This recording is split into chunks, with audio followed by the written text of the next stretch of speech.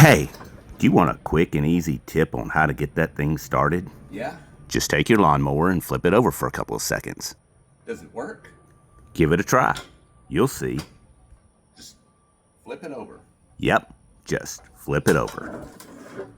There you go. Good boy. Like this? Just like that. Okay, give it a crank.